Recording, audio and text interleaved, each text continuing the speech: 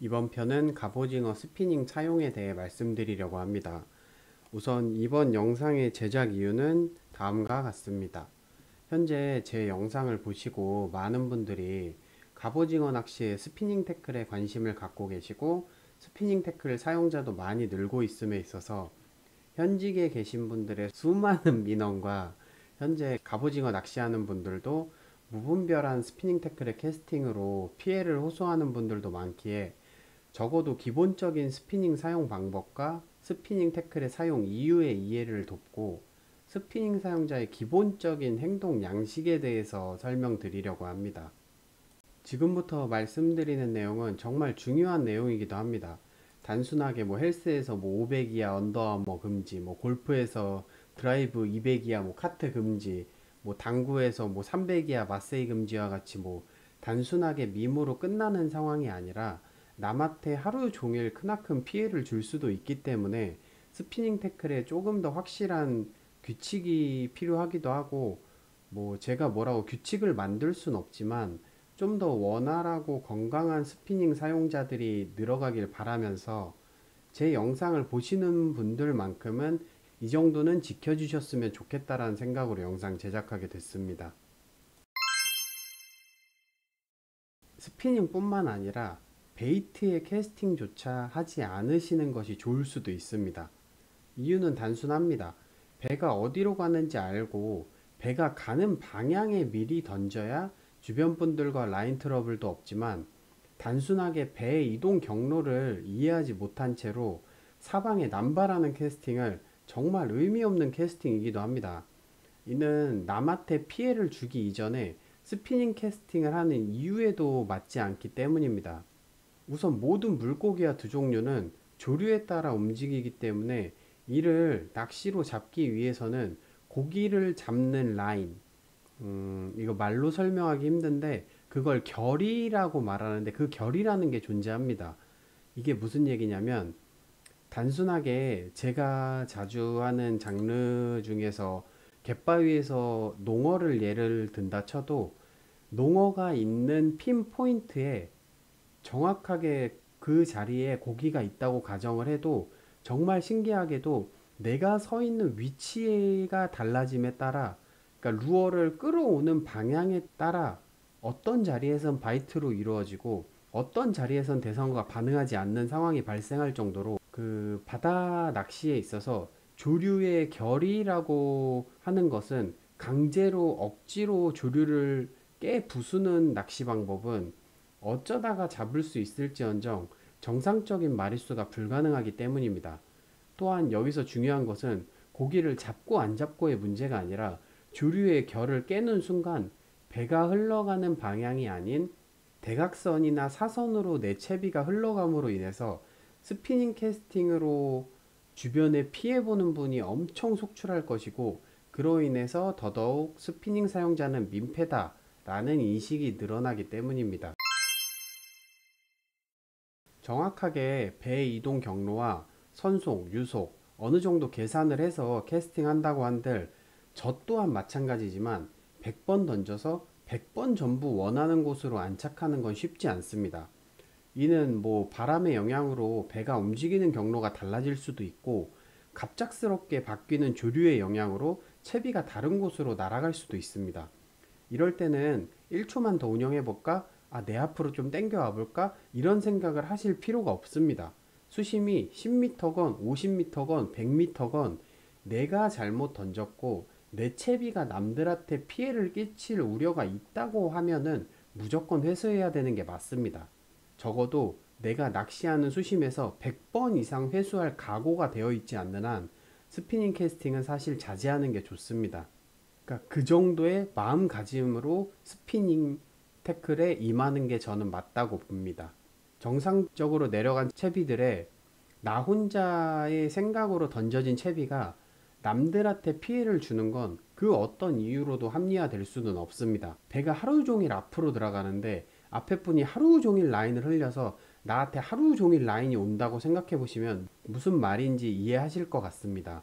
어떤 이유를 불문하고 캐스팅 이후 라인이 정상적으로 운영되지 않는다면 그 수심이 몇 미터건 회수를 하는 게 스피닝 캐스팅을 하시는 분들이 가져야 할 마음가짐입니다. 절대 게을러서는 스피닝 태클을 사용할 이유도 없습니다. 많은 분들이 스피닝에 어마어마한 꿈과 희망을 가지고 계신 것 같은데, 아마 저와 동출해 보신 분들은 스피닝에 대한 꿈을 접기도 합니다. 그 이유가 무엇일까요? 제 영상만 보면 정말 쉽게 그냥 던지고 잡고 던지고 잡고 하는 것 같지만, 사실 저는 제주도 심해갑오징어에서는 수많은 캐스팅을 반복하고 있습니다. 100m에서 평균 10번에서 20번 이상 회수하고 캐스팅해야 한 마리 전어를 잡고 있는데, 잘 나오는 피딩 시간에도 최소 3번에서 5번의 캐스팅을 해야 한 마리 전으로 나오고, 평균적으로 말을 하더라도 최소 5번에서 20번 이상의 회수와 캐스팅을 반복해서 한 마리를 잡는다고 생각하시면 됩니다. 저는 제 영상에서 지루한 순간을 모두 지우다 보니 제가 그냥 캐스팅하고 잡는 것처럼 보이지만, 수많은 캐스팅을 반복 후에 잡는 형식이고, 이 방법은 사실 조가로 평균을 내본다면 바닥에 그냥 베이트 태클로 편히 대고 있는 분들이 10마리를 잡는다고 가정을 했을 때, 저는 미친 듯한 회수와 미친 듯한 캐스팅을 반복으로 8에서 15마리를 잡는다고 생각을 하시면 됩니다. 분명히 리스크도 있고 쉬지 않고 던진다는 체력적 부담을 안고 하는 방법이기도 합니다. 단순하게 스피닝 태클을 사용해서 절대적으로 이점만 존재하는 것은 아니고, 스피닝 태클 사용 시에 베이트보다 좀 더 섬세하게 운영을 해야 되기도 하고, 회수나 랜딩 동작에서 어마어마하게 힘이 들기도 합니다. 아마 한 번이라도 해보신 분들은 이해하실 거라고 생각합니다. 한 마리만 걸어도 팔이 빠질 것 같이 랜딩이 힘들고, 단순하게 회수만 해봐도 엘보올 정도로 팔꿈치가 아픈 경우도 있습니다. 스피닝은 절대 편하게 고기를 많이 잡는 꿈과 희망 같은 존재는 아닙니다. 고통과 노력을 극복했을 때 오는 이점이 있는 거지, 단순하게 그냥 스피닝을 사용해서 바닥에 냅두고 베이트와 같은 맥락으로 운영하면 절대로 추천하고 싶은 태클은 아닙니다. 스피닝 태클이 선상낚시에서 오는 이점은, 일단 베이트보다 비교적으로 기어비가 높아서 회수가 빠릅니다.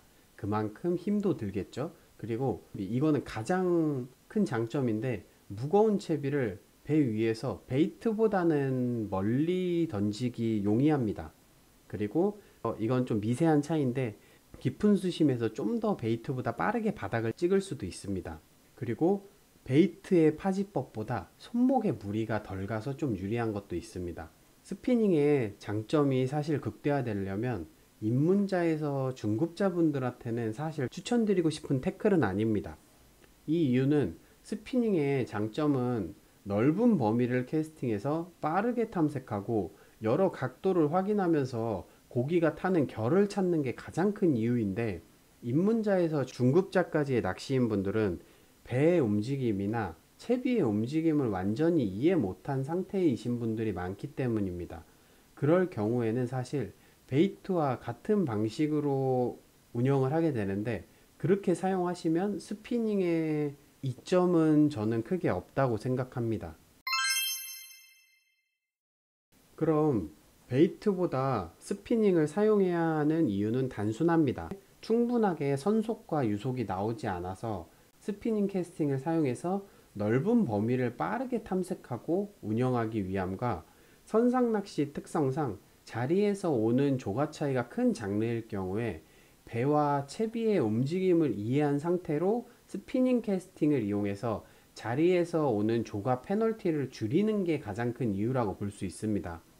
그럼 스피닝 태클을 필요로 하는 이유와 특징을 종합해 보면, 적어도 배가 어디서 어떤 식으로 흘러가는지, 채비가 어디서 어떤 방향으로 움직이는지 이해 가능한 레벨에서 남들보다 조금 힘들더라도 부지런한 액션과 회수를 반복하면서 남들보다 빠르게 탐색하고 싶으신 분들이 사용하면 분명 효과는 극대화되는 태클인 건 확실합니다.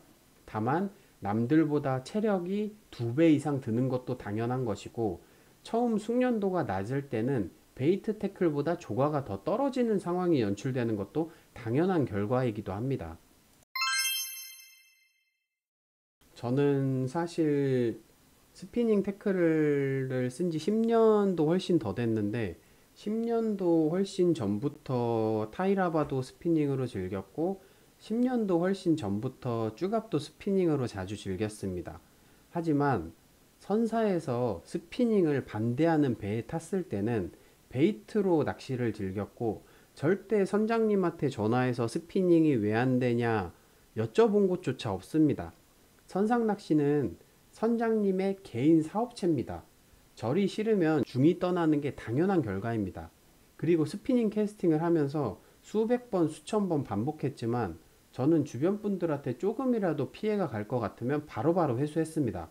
그래서 지금의 이 상황까지 오게 된 것이고, 저를 오래 알던 분들은 제가 스피닝 쓰는 습관이 있다는 것도 다 알고 계시고, 적어도 제가 스피닝을 쓴다고 주변 분들한테 피해를 주지 않는 것도 알고 계십니다. 이는 오랜 시간 차곡차곡 쌓아온 스피닝 태클이 지켜야 할 규칙과 조과로서 오는 이점을 올바르게 보여드렸기 때문이라고 전 생각이 됩니다. 다만 지금 이 시점에서 선사에서 스피닝을 반대하는 곳도 많습니다. 어찌 보면 당연한 이유기도 합니다. 분명 누군가 한 명이 그 배의 빌런이 됐다면 그 이유 중에 하나가 스피닝이었기 때문일 수도 있고, 그로 인해서 피해를 받은 선사 측에서 금지를 시켰을 수도 있습니다. 다시 한번 말씀드리지만 선사는 선장님 개인의 사업체입니다. 공공의 사업체가 아닙니다.